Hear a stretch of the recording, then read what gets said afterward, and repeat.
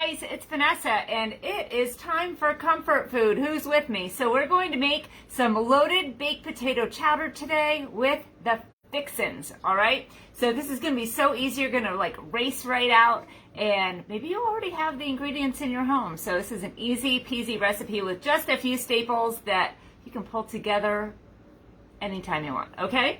So first what we're going to do is I have some bacon here because we need to have bacon, right? You can't have a loaded baked potato chowder without bacon. So I have a whole pack of bacon here in the large bar pan. This is fantastic. Guys, if you are still making bacon on top of your stove and like shrapnel of grease is shooting you in the face and your clothes and everything else, you have to start baking it. It's going to cook it perfectly. So we have the oven preheated to 400. We're just going to throw it right in there and set the timer for about, hold on, I can't think and talk at the same time. So we're just going to set the timer for about 12 minutes, okay, and start that. And then when the timer goes out, we're just going to rotate the shelf, okay? So very, very easy. So about 20 minutes-ish, 20, 25 minutes on 400 in the oven on that bar pan. If you have a brand new piece of stoneware, you want to get it seasoned with either some bacon or some Pillsbury muffins or something greasy because it's going to season it beautifully. Did you see how dark mine is? It is well loved. Guys, I have heard of people having memorial services if their beloved stone breaks. Don't let that be you. I wish we could buy them used because seriously, this one is like perfect. I've had it for, my goodness, 15 plus years, and it is going strong. It's nice and smooth, cooks everything so nice and even, and it's a gorgeous color. People think the darker it gets, it's dirt. No, it's love, okay? So I love, love, love our stoneware. If you're not doing your bacon in the oven, you need to switch. It will change your life, I promise you, okay? So now we need to get our baked potatoes ready. Now I have to show you this. I don't know that I've really shown this off. So this is the veggie wedger, one of my favorite things. This works for anything without a core. If you've got like an apple or a pineapple or we used to have a mango wedger, don't use those because the pit will get stuck, okay? So you need to have just like this. We've got a wedger for practically everything, okay? So we're just gonna stick our potatoes right on here. We're gonna use about 2.5 pounds of potatoes. So just get the 5-pound bag and chop it in half, all right? So, and of course I weighed it. So I'm just gonna take the potatoes here and we're gonna make this in the pressure cooker, the multi-pot today. Just take this out, guys. You have to use the inside pot. If you just throw it into the base, bad things will happen, okay? I promise you, but apparently it needs to be said because Pampered Chef was very specific in saying we need to use the inner pot, okay? So just dump that right inside there, okay? Just chop, chop, chop. And if you have something that's a little bit harder to push on, just like get your shoulders into it and just rock the wedge, okay? Just throw them right inside there. Now, if you have one that's bigger, maybe you'll need to slice it in half first. So maybe you have a sweet potato. Sometimes they're a little bit tricky. But I found that you want to have like a little bit of shoulder leverage on there. It'll be easier to push it down, okay? So some of these are smaller, so very, very easy. Look how crazy awesome this is. So this is fantastic for in the morning if you are trying to put, say, a roast together to throw in the crock pot on your way out to work. Just zip, zip, zip. So much faster than using... what am I saying? Than using a knife, okay? This one might be a trick. So I'm just gonna push it down a little bit first, and then I'm gonna finish it off in here. Never, ever, ever put your fingers underneath to release it, and you have to use the base. You can't put it down like that because the blades don't go all the way to the bottom. But seriously, this is the most important part. Don't put your fingers underneath because you will bleed. Super duper sharp. So this works for your potatoes. We're gonna use it for an onion in just a moment. Imagine what tomatoes are like with it. Very, very easy. So just push a little bit down like that.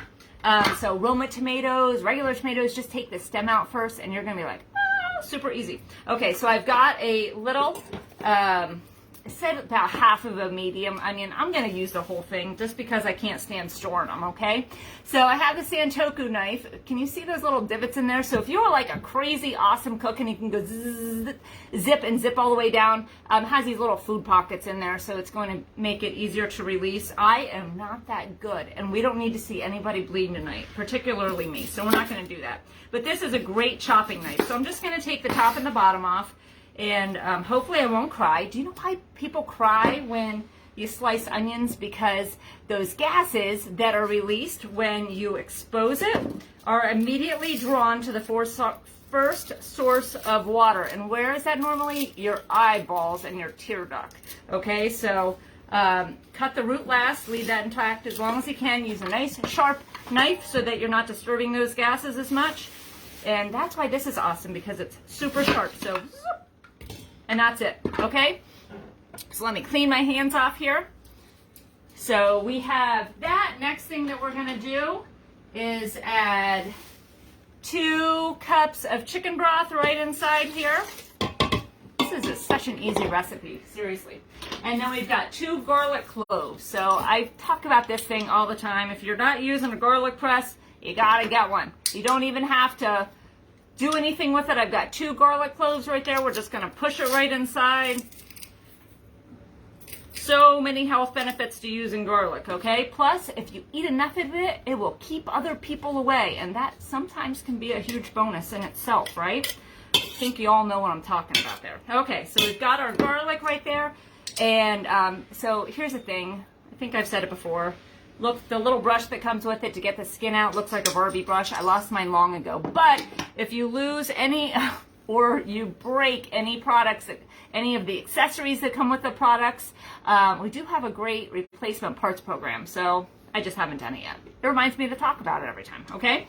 So we've got this all in here, so all I'm going to do is just put the lid on, and there is actually a on-off switch in the back, okay? So if you have our quick cooker, it did not have an on-off switch. This one actually has one, so it's a little bit easier.